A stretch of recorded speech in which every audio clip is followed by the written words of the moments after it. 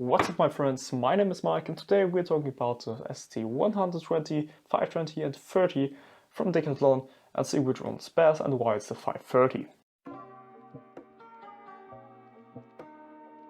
So as you may know, I made some videos and specifically go into detail between all of those bikes, but today we're doing comparisons starting off with the price. While the Rockrider 120 and 520 costs €300, the 530 costs 400. So yeah, that's a bit more money, but we'll see if the price is actually adequate. Starting off with the biggest difference between the 120 and the 520. The 120 has 1 gear at the front, 520 3 gears, and the 530 again 1 gear.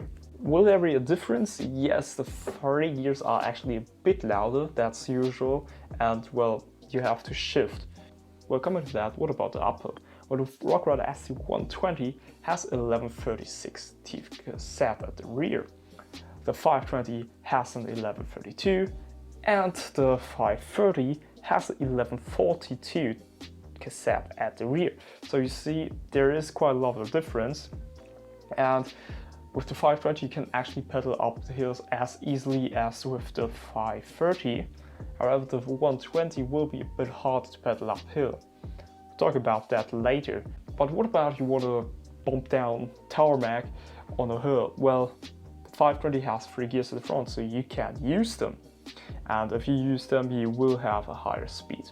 But if we go fast, we do have to brake. So the 120 and the 520 share again something, that's a mechanical disc brake, while the 530 has actually a hydraulic disc brake. That means it's more modulatable. You can, well, it's more precise to pull the lever. They're more service friendly, they're easier to work with, you don't have to change the cable, and usually they're more powerful. So there's definitely a huge plus point for the 530. But the 120 does have a huge downside. It has no radio hanger.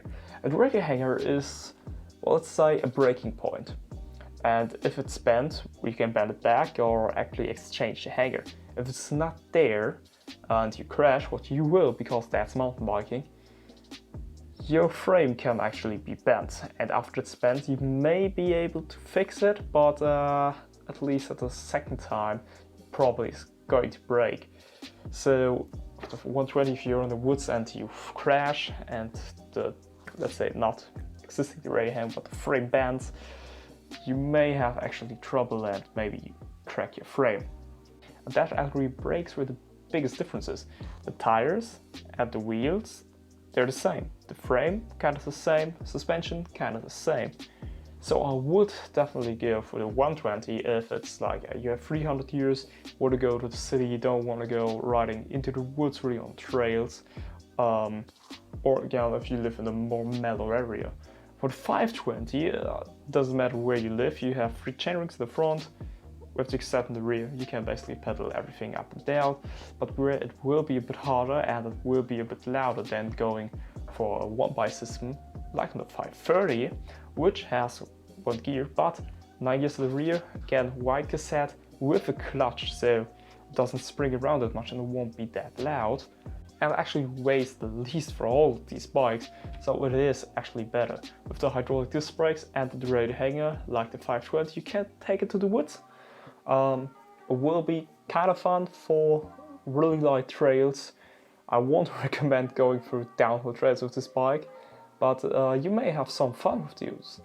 So again, 120 more for the city, 520 for kind of anything, and the 530, well, it definitely can do everything, and the 530, well, it's basically for everything, and nicer to have the 520 just because of the brakes.